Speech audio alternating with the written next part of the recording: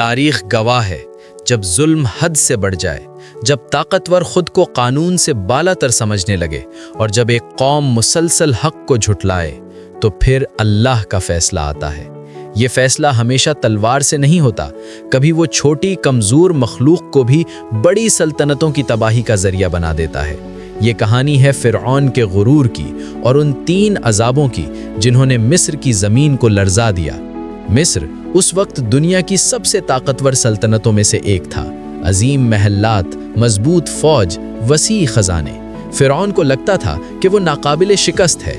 بنی اسرائیل کو غلام بنا کر رکھا گیا تھا، ان سے سخت مشقت لی جاتی، ان پر ظلم کیا جاتا اور ان کی فریاد کوئی سننے والا نہ تھا، لیکن اللہ سب سن رہا تھا۔ اللہ نے حضرت موسیٰ علیہ السلام کو بھیجا۔ پیغام واضح تھا، بنی اسرائیل کو آزاد کرو اور اللہ کی بندگی اختیار کرو۔ یہ پیغام فرعون کے لیے ناقابل برداشت تھا۔ اس نے حق کو جادو کہا اور نبی کو جھٹلایا۔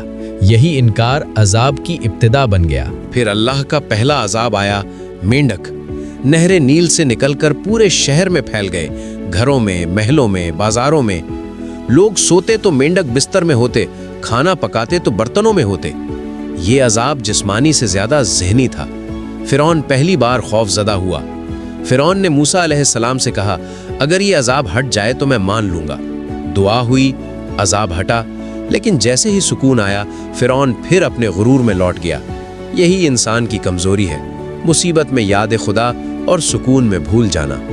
اب اللہ نے دوسرا عذاب بھیجا، جوئیں، ہر جسم پر، ہر لباس میں۔ یہ ایسا عذاب تھا جسے چھپایا نہیں جا سکتا تھا۔ شرم، تکلیف، بے بسی۔ فرعون کے دربار کے امیر بھی عام غلاموں جیسے ہو گئے۔ یہ پیغام تھا، اللہ کے سامنے سب برابر ہے۔ ایک بار پھر وعدہ کیا گیا اور ایک بار پھر توڑا گیا۔ فرعون یہ سمجھ رہا تھا کہ شاید اللہ کے عذاب ختم ہو جائیں گے، لیکن وہ نہیں جانتا تھا کہ اصل امتحان ابھی باقی ہے۔ پھر آیا سب سے بڑا معاشی عذاب، ٹڈی دل۔ آسمان سیاہ پڑ گیا، کھیت، باغات، درخت، سب کچھ چند لمحوں میں ختم۔ بھوک نے دروازے پر دستک دی۔ یہ عذاب صرف پیٹ کا نہیں تھا، یہ غرور کی بنیادیں ہلا دینے والا تھا۔ ان سب کے بیچ بنی اسرائیل صبر کے ساتھ ڈٹے رہے۔ وہ جانتے تھے کہ نجات قریب ہے۔ یہ عذاب دراصل ان کے لیے امید کی علامت تھا۔ یہ کہانی صرف ماضی نہیں، یہ ہر دور کے فرعونوں کے لیے ہے۔ اللہ جب چاہے کمزور کو طاقتور پر غالب کر دیتا ہے۔